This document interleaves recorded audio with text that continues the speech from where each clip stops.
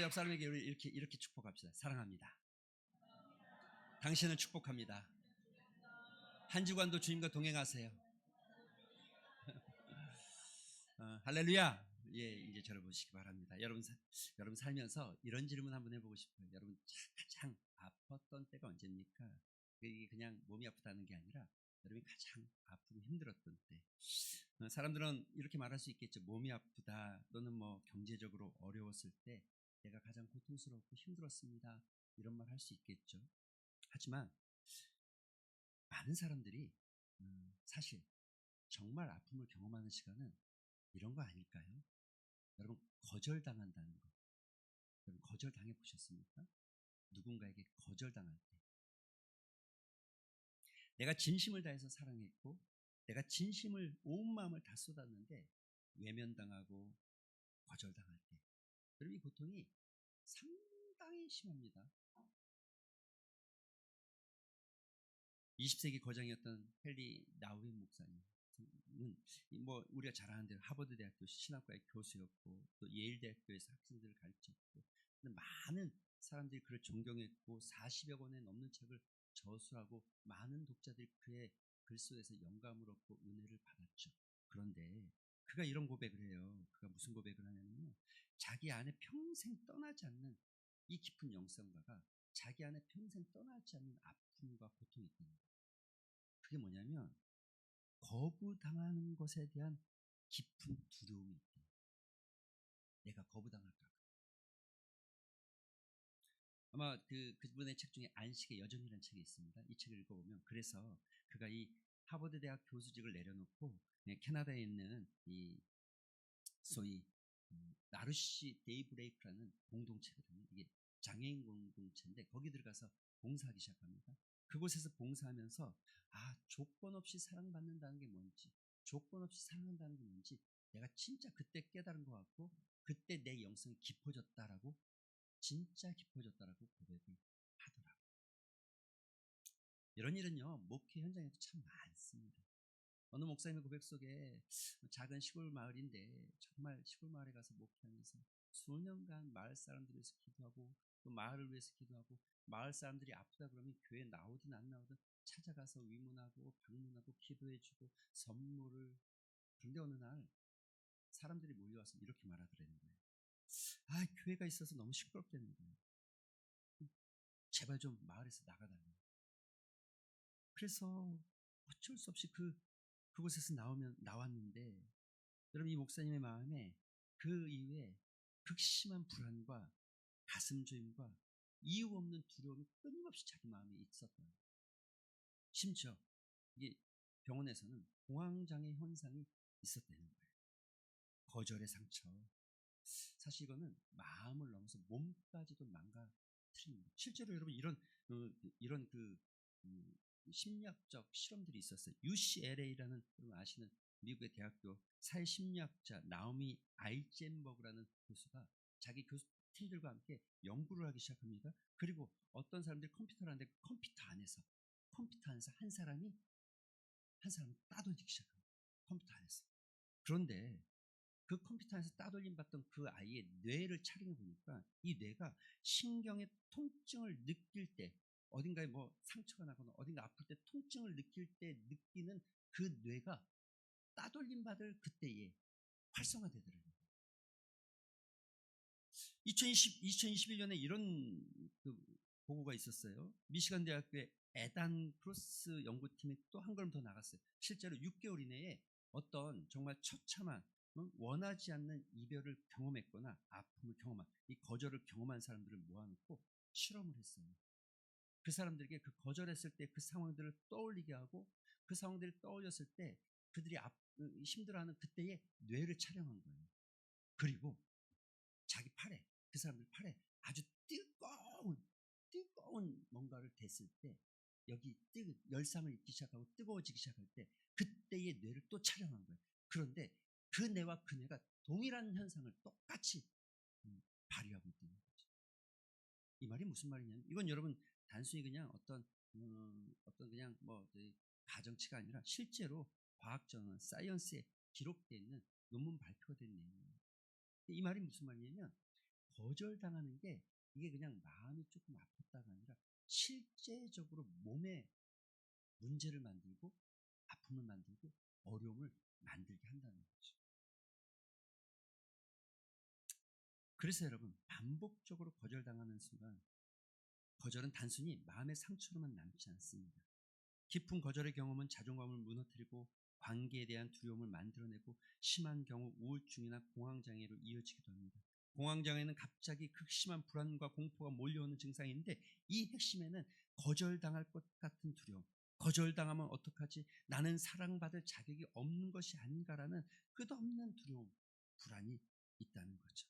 거절은 단순히 그냥 조금 마음이 서운한 정도가 아니라 몸도 마음도 흔들어버리고 삶을 흔드는 꽤 무서운 겁니다. 그런데 저는 여기서 한 가지 더 질문해 보고 싶은 건 이겁니다. 여러분 그런 거절 당해 보신 경험 있습니까? 그리고 그렇게 거절 당했을 때 그런 이후에 그 거절한 그 사람을 또 다시 사랑하거나 사랑하기 위해서 다가가 보신 적 있으십니까? 한 번 거절당하고 두 번 거절당하고 세 번, 네 번 반복적으로 거절당하는데 여전히 사랑을 포기하지 않고 그 사람에게 다가가 보신 적 있으십니까?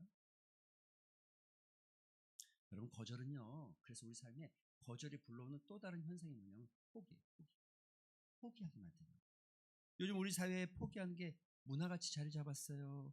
그래서 이 안에는 여러분 거절당함에 대한 두려움이 있는 거죠. 상처받는 것에 대한 두려움이 있는 거죠. 거절당하는 것이 무서워서 아예 다가가지 않기로 결정합니다. 거절당함의 끝은 언제나 그래서 포기로 끝납니다. 거절은 상처이고 포기는 그 상처에 대한 자기 보호 본능이 있죠. 다시는 상처받지 않겠다는 어떤 자기 보호에서 나오는 모습이 있죠. 우리 시대는요, 이런 포기가 익숙해요. 연애를 포기하고 결혼을 포기하고 관계를 포기하고, 그래서 우리 시대를 뭐라고 그러냐면 M4 세대라고. M4 세대. 관계가 힘들면 그냥 손절하는 게 빨라요. 그게 나은 거예요. 괜히 더 뭐 붙잡고 있으면 나만 힘들고 어렵고 마음 상처받고. 그래서 이 시대는요, 포기의 뿌리, 이 포기하는 시대 이 속에는요, 거절당함에 대한 두려움이 늘 도사리고 있는 거죠. 개인적으로는 이 진주 땅에서 신앙생활 한다는 게 그런 부분들이 있는 것 같아요. 그럼 진주 땅에 복음화율이 4%가 안 돼요. 그러니까 우리가 사실은 사회에 나가면 수없이 많은 사람들에게 내가 그리스도인이기 때문에 거절당함을 보이지 않게끔 당하고 살아가는 확률이 매우 높습니다. 그런데 여러분, 오늘 우리가 읽은 이 본문의 이야기는 이 거절과 포기를 정면으로 뒤집어 놓는 충격적인 선언이죠.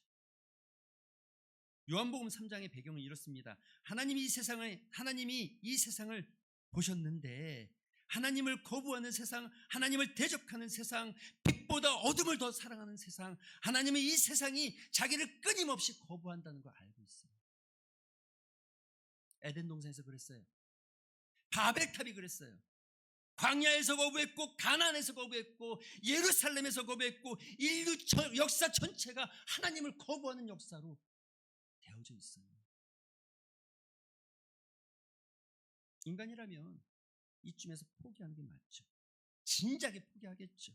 그런데 거절이 한 번, 두 번이 아니라 수십 년간 이어졌음에도 불구하고 놀랍게도 하나님은 포기하지 않는다. 하나님 포기하지 않으십니다.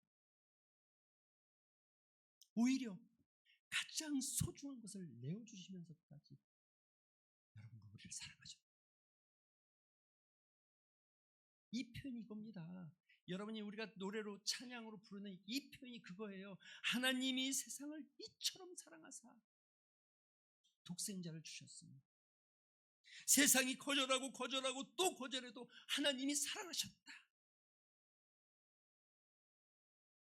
거절당하면 아픔이 생기고 그 아픔이 포기로 이어지는 것이 인간의 한계라면 거절당해도 포기하지 않고 끝까지 찾아오시는,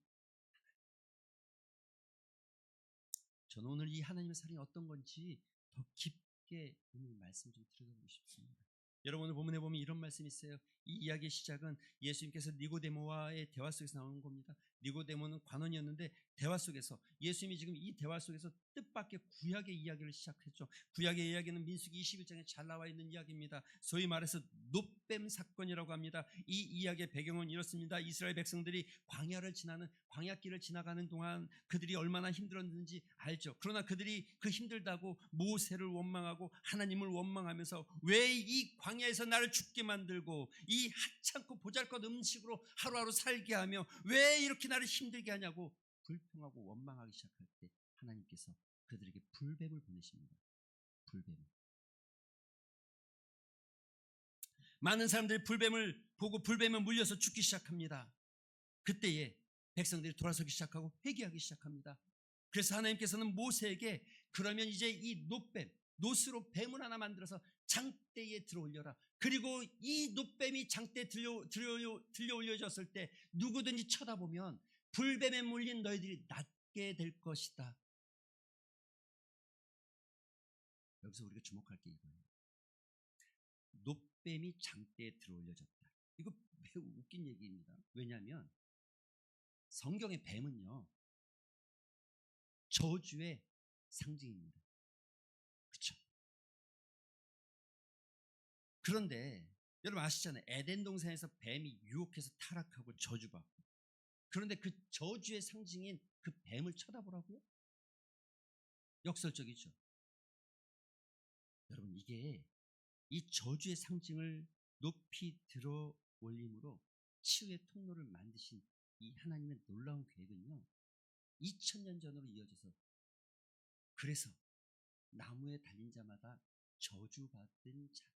하지만 그 나무에 달린 자를 쳐다봐야 구원받습니다. 그 누굽니까? 예수 그리스도. 그래서 예수님이 이렇게 말씀하신 거예요. 인자가 들려야 한다. 여기 들려야 된다는 건 높이 올라가는 게 아니라 나무에 매달려야 한다. 십자가의 예언이죠. 예수님이 자신이 장대 위에 놋뱀처럼 높이 들려져야 한다는 것입니다. 십자가는 로마 사람들에게 수치스럽고 저주받은 형벌이었지만, 그런데 그 저주받은 그 형벌을 바라볼 때, 그 저주받은 그 예수님을 바라볼 때 뱀에 물린 자들은 회복받고, 죄에 물진 우리들은 회복받고, 그분을 바라보기 시작할 때 살 수 있다는 거예요. 살 수 있다는 거예요. 이게 성경이 우리에게 말하는 진리입니다. 우리가 생각할 건 이겁니다. 여러분 생각해 보세요. 광야에서 뱀에 물린 사람들이 살기 위해서 해야 할 일은 딱 하나뿐이 없어요. 뭐죠? 쳐다보는 일. 놋뱀을 쳐다보는 일. 약을 만들어야 하는 것도 아니고, 어떤 긴 수행과 어떤 긴 노력을 하는 것도 아니고, 어떤 공로를 쌓아서 이 불뱀에 물렸던 것이 치유되는 게 아닙니다. 그런 방법들로 되는 게 아닙니다. 그저 단순하게 놋뱀을 쳐다보기만 하면 됩니다. 쳐다보기만 합니다. 그런데 이것은 쉬운 일은 아니었을 것입니다. 뱀에 물려 온몸이 불타는 듯한 고통 속에서 몸을 일으켜 장대 위를 올려다보는 것, 그것은 이런 겁니다. 그 이야기는 이 뱀에 물린 사람이 그러니까 다른 모든 방법들을 포기하고 오로지 하나님만을 바라보겠다라는 결단을 가져야만 가능한 일입니다.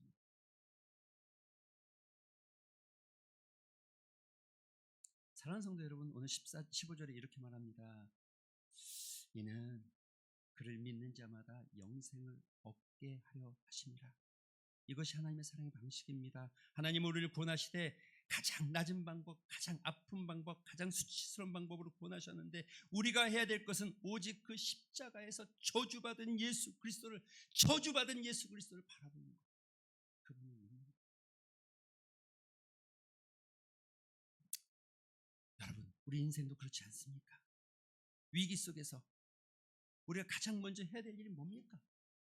보통 사람들은 이렇게 생각할 겁니다. 내 능력으로, 내 경험으로, 내 인맥으로, 내 지혜로 뭔가를 해결하고 싶죠. 혹은 다른 사람을 찾아보고 싶고. 하지만 광야에서 뱀에 물린 사람들도 자기 안에 해답이 없다는 것을 알고 있습니다. 광야에서 뱀에 물린 사람들은 다른 사람에게도 해답이 없다는 걸 알고 있습니다. 광야에서 뱀에 물린 사람이 살아날 수 있는 유일한 방법은 장대 위에 높이 들여진 놋뱀을 쳐다보는 것처럼 우리 삶에 문제가 있다면, 우리 안에 문제가 있다면 해결할 수 있는 유일한 방법은 예수 그리스도를 쳐다보는 겁니다. 우리의 회복도, 우리의 치유도 십자가에 달리는 겁니다. 여러분, 어떤 경제적인 어려움, 어떤 건강의 위기, 어떤 깨어진 관계와 상처, 영적 무기력함, 그래서 그 고통 속에서 여러분 뭘 하고 계십니까? 어쩌면 내가 내 방법대로, 내 생각대로 뭔가를 하려고 하는 그 순간 여러분, 우리는 회복되지 않는 겁니다. 오직 하나님 말씀하십니다. 나를 바라봐라. 나를 바라봐라. 쳐다본 자만이 살아납니다. 십자가를 바라보라는 겁니다. 거기에 답이 있는 겁니다. 광야에서 뱀에 물린 이스라엘 백성들은 하나님을 원망했습니다. 그러나 하나님은 등 돌리지 않으시고 그들을 포기하지 않으시고 치유의 길을 만들어주신 겁니다. 이 이야기의 핵심이 여러분 16절 아닙니까? 독생자를 주신 사랑, 하나님이 세상을 이처럼. 여러분, 이 16절을 가르쳐서 마틴 루터는 그래서요, 이 성경 안에 가장 작은 복음이다 라고 말할 정도. 또 이 어거스틴 같은 경우는 이 요한복음 3장 16절을 성경의 심장이다 라고 말할 만큼 표현했어요. 왜 그런 줄 아십니까? 여러분, 여기에 모든 이 성경이 집약적으로 나타나고 있는데 그 시작은 이렇습니다. 하나님이 사랑했다. 여러분, 이건 매우 중요한 고백입니다. 사랑의 시작이 누구냐는 거예요. 우리는 보통 사랑하면 이렇게 시작합니다. 어떻게 시작합니까? 저 사람에게 무슨 사랑할 이유가 있고, 예쁘니까 사랑하고, 나에게 잘해주니까 사랑하고, 능력이 있으니까 사랑하고, 나에게 유익하니까 사랑하고. 그래서 사랑의 이유가 내가 아니라 그 사람의 무엇. 그런데 우리는 또 여기 이런 아픔들이 늘 가지고 있습니다. 내가 그 조건을 잃어버리면 저 사람이 나를 안 사랑하면 어떡하지? 내가 그 조건이 사라지고 나면 저 사람이 나를 외면하면 어떡하지? 늘 우리는 이런 불안과 이런 불완전한 사랑 속에서 살아가죠. 그런데 하나님의 사랑은 너의 조건 속에 있는 사랑이 아니라 하나님 자신이 사랑이기 때문에 너의 조건과 상관없이 사랑한다는 거예요. 그래서 여러분, 로마서 5장 8절의 말씀, 우리가 아직 죄인 되었을 때에 그리스도께서 우리를 위하여 죽으심으로 하나님께서 우리에게 대한 자기의 사랑을 확증하셨다. 우리가 죄인 되었을 때에, 우리가 완전한 자가 아니고, 우리가 잘한 일이 있는 것이 아니고, 우리가 무슨 공로를 쌓은 것도 아니고, 위대한 사람이 되어지지 않았는데도 불구하고 인간의 사랑은 조건적입니다. 하나님의 사랑은 조건이 없습니다. 왜냐하면 하나님 자신이 사랑이었기 때문에 사랑하는 것이기 때문에. 그래서 이 하나님의 사랑은 우리에게서 시작된 게 아니라 하나님으로부터 시작된 사랑입니다. 두 번째, 세상을 향해서. 세상, 요한복음에서 세상이 무슨 의미인 줄 아십니까? 여러분, 요한복음 1장 10절에 보면 이런 표현이 있어. 세상이 그로 말미암아 지은 바 되었을 때 세상이 그를 알지 못하였다. 여러분, 여기 세상, 요한복음에서 말하는 세상은 하나님을 거부한 세상입니다. 하나님을 알지 못하고 하나님을 거부하는 세상, 바로 그 세상을 하나님께서 사랑하셨다. 생각해 보세요. 여러분, 우리가 부모라고 해도 한 번, 두 번 아니고 끊임없이 끝까지 부모를 거역하고 외면하고 모욕하고 저주한다면 부모라고 해도 자녀를 포기하는 경우가 생깁니다. 하지만 하나님은 아니래요. 세상을 사랑하셨다. 나에게 끊임없이 등을 돌렸고, 한 번이 아니고 두 번이 아니고 수없이 많은 시간들을 나에게 등을 돌렸지만, 그러나 하나님이 세상을 사랑하셨다. 여러분을 사랑하셨다. 그리고 이 이야기의 정점은 이겁니다. 이처럼 독생자를 주셨습니다. 이처럼, 원어적 표현으로 후토스, 헬라어 후토스, 이처럼이라는 건 이 정도까지, 이 방식으로 여러분 사랑하셨다. 그게 뭐예요? 그 방식이 뭐예요? 독생자를 주셨다는 거예요. 여러분, 독생자를 주셨다는 게 그저 그냥 좋게 보냈다가 아닙니다. 이 독생자를 주셨다는 건 넘겨주셨다는 거예요. 저주와 죄 가운데 넘겨주셨다는 거예요. 자기의 독생자를. 여러분, 독생자라는 표현은 대처가 불가능한 단어입니다.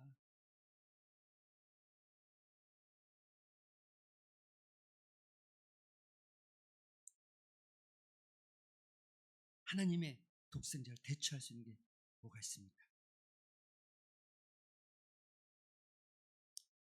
대처가 불가능한 그 독생자, 그냥 하나밖에 없다가 아니라 이건 도저히 다른 것과는 바꿀 수 없고 대처할 수 없는 그 어떤 것, 그것을 내어주셨다. 여러분, 하나님의 사랑이 이렇다는 거예요. 여러분을 향한 하나님의 사랑이 이렇다는 거예요. 하나님은 자기 아들 끝까지 완전히 십자가에 죽기까지 내어주신 것입니다. 이게 하나님의 사랑의 크기입니다. 이처럼 대체 불가능한 아들 독생자를 죽기까지. 우리 다 그렇지 않습니까? 재산은 줄 수 있고 시간도 내줄 수 있지만, 그러나 내 자녀를 내주는 것은 가능합니까? 그런 하나님 그것을 하셨다는 거예요. 이처럼. 그리고 이 놀라운 하나님의 사랑을 받아들이는 것은 아주 간단합니다. 믿는 자마다. 믿는 자마다. 믿는 자라는 건 이런 표현입니다. 여러분, 누구든지라는 의미가 담겨 있습니다. 마다. 이 마다는 누구든지, 유대인이나 헬라인이나 이방인이나 남자나 여자나 부한자든 가난한 자든 학식이 있든 어린아이든 노인이든 누구든지 예수를 믿기만 하면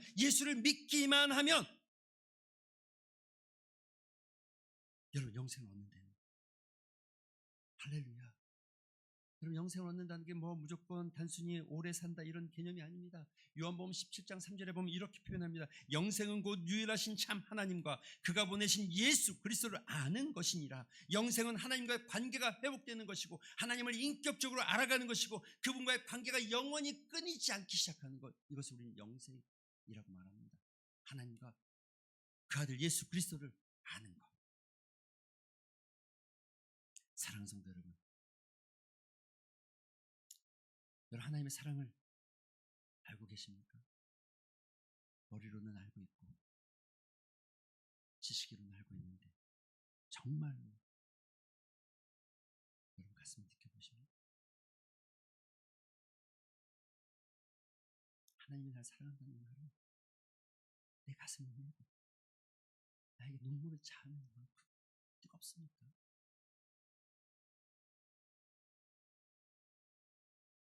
수천 번 들었지만 정작 삶의 무게 앞에서는 하나님이 정말 나를 사랑하시는가? 많은 의심을 품는 것이 우리 아니겠습니까? 그런데 이 의심 앞에 절대 변하지 않는 진실은 독생자를 내어주셨다는 거예요. 이게 하나님의 사랑의 증거입니다. 포기하지 않는 하나님, 자기 아들을 포기하면서까지 우리를 포기하지 않으시는 하나님. 이 하나님의 사랑이 오늘 보면 17절에 보면, 하나님이 그 아들을 세상에 보내신 것은 세상을 심판하라 하심이 아니요 그로 말미암아 세상이 구원을 받게 하려 하심이라. 여러분, 이 말씀이 참 우리가 들으면 그냥 쓱 흘려가는 거지만 그 당시의 사람들은 아닙니다. 여러분, 그 당시의 사람들은 이렇게 생각합니다. 메시아가 오면 그 메시아는 심판주예요. 로마를 심판하고 믿음에서 떠나거나 말씀에서 떠나 있는, 율법에서 떠난 자들을 심판하고 이방인과 죄인을 심판하는 분. 그런데 예수님 오신 목적이 뭐라고요? 지금 완전히 다른 선언하고 있는 거예요. 심판하기 위해서 오신 것이 아니라 구원하러 오셨다는 거죠. 여러분, 예수님의 목적은 죄인을 살리러 오신 것입니다. 우리를 구원하기 위해서 오셨다는 거예요. 여러분, 예수님께서 우리에게 나타나기를 원하시는 것은 여러분과 저를 구원하기 원하는 거지, 여러분과 저를 심판하기 원하는 게 아니에요.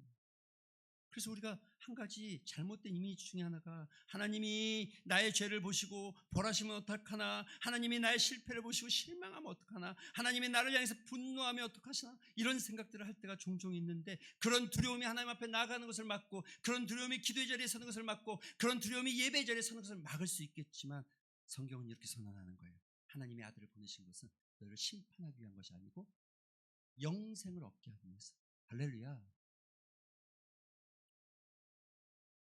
하나님 거룩하시고 의로우시게 죄를 심판하십니다. 그러나 하나님의 마음에 그 진실한 첫 번째 마음은 심판이 아니라 구원이라는 거죠.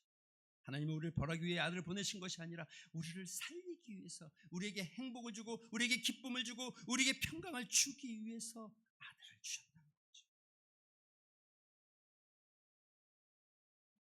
사랑하는 성도 여러분, 실패와 실수 계산하고 생각하고, 그래서 우리가 하나님 앞에 서면 어떡하나, 내가 두렵고 뭔가 불안하고. 여러분, 그 얘기가 18절에 이어져 나오는 거예요. 18절부터 나오는 얘기가 그겁니다. 그를 믿는 자마다 심판을 받지 아니하는 것이요, 믿지 아니하는 자는 하나님의 독생자를 이름을 믿지 아니함으로 벌써라는 건 지금 믿지 않으면 미래에는 심판받을 것이다, 이런 얘기가 아닙니다. 이미 지금. 여러분, 이거 쉽게 생각하면 돼요. 어떤 사람이 병에 걸렸어요.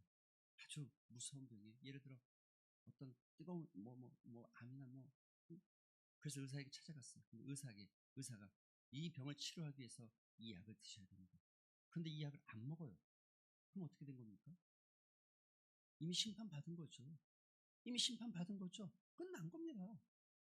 그 얘기. 그래서 벌써 심판받은 것이니라. 그 정죄는 이것이니 곧 세상의 빛에서 이것이 곧 빛이 세상에 왔을 때 사람들이 자기 행위가 악함. 포인트. 여러분, 믿지 않는 이유가 뭐라고요? 자기 행위가 악하기 때문에. 심판을 받지 않는다. 받지 아니한다. 믿지 않는 자는 벌써 심판을 받았다. 여러분, 이 말씀의 근본적인 이유는 이것입니다. 우리가 불신앙을 갖게 되는 것은 하나님의 사랑이 잘못된 것이 아니라 내 안에 있는 죄악들이 드러나는 게 두렵다는 거예요. 감추고 싶다는 거예요. 빛이 세상에 왔을 때 사람들이 자기 행위가 악함으로 어둠을 더 사랑했다는 거예요. 사람들이 예수님을 거부하는 것은 지적인 문제가 아닙니다. 증거가 부족해서 아닙니다. 논리적으로 이해가 안 돼서 믿지 않는 게 아닙니다. 근본적으로 도덕적, 영적인 문제, 도덕적 문제가 아니라 영적인 문제입니다. 사람들이 어둠을 더 사랑하는 거예요. 빛은 우리의 모습을 있는 그대로 드러냅니다. 어둠 속에서 내 모습을 있는 그대로 보여줍니다. 나의 부끄러운 내면, 나의 위선, 나의 이기심 가려지지가 않아요. 그래서 여러분, 어둠이 편해요. 가려지잖아요. 지금은 어떤지 모르겠지만 저희 때는 학교 다닐 때 연애하고 데이트하면 카페 가면 카페 불빛이 얼마나 그렇고, 이게 카페도 아니었죠. 다방 커피숍 이렇게 써있어요. 가면은 불빛이 흐릿하고, 그렇죠? 근데 그 흐릿한 밑에서는 막 예뻐 보이고, 반대 조명빨, 화장빨 이런 거 예뻐 보이고, 근데 쫙 비추고 나가면 이 사람이 맞나 이럴 때 있죠. 경험했잖아요, 다. 안 한 것처럼 그러십니까? 사람들은 드러나는 게 자기의 이기심, 자기의 수치심, 자기의 능력 없음, 자기의 죄악. 그래서요, 빛을 사랑하는 게 아니라 어둠을 사랑하는 거예요.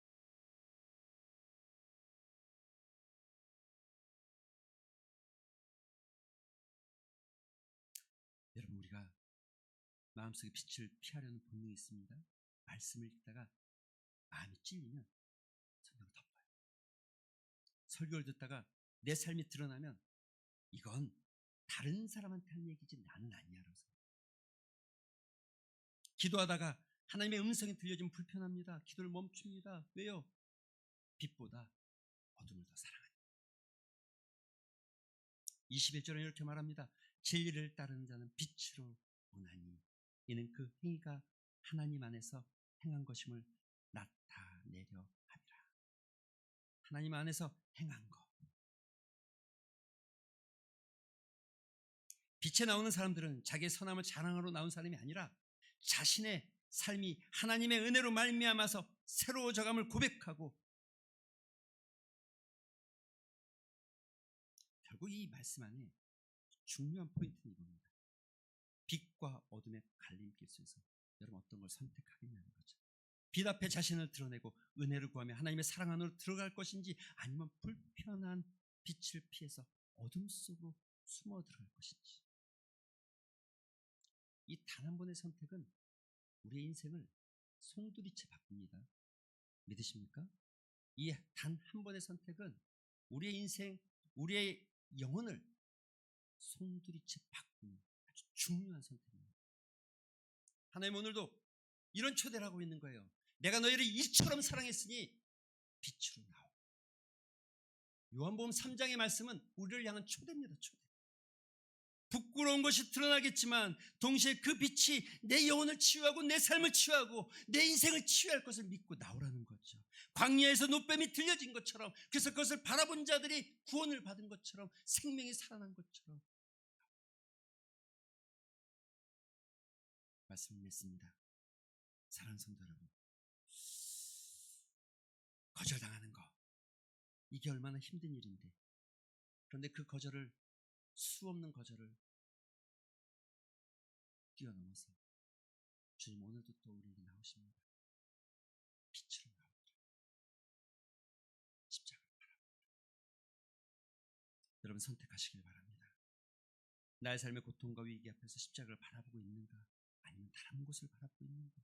광야의 이스라엘 백성들이 노뱀을 바라보는 단순한 믿음이 내 안에 있는가 없는가?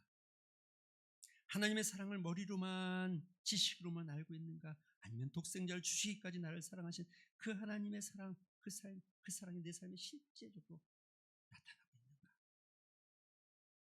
내 삶에서 빛을 피하고 있는 영역은 도대체 무엇인가? 하나님 앞에서 내려놓지 못하는 내 삶의 죄악된 습관, 관계, 생각, 빛으로 나오라는 주님의 음성 앞에 응답하는 여러분 되시기를 주님의 이름으로 축원드립니다. 우리 말씀을 생각하면서 기도하는 시간 잠깐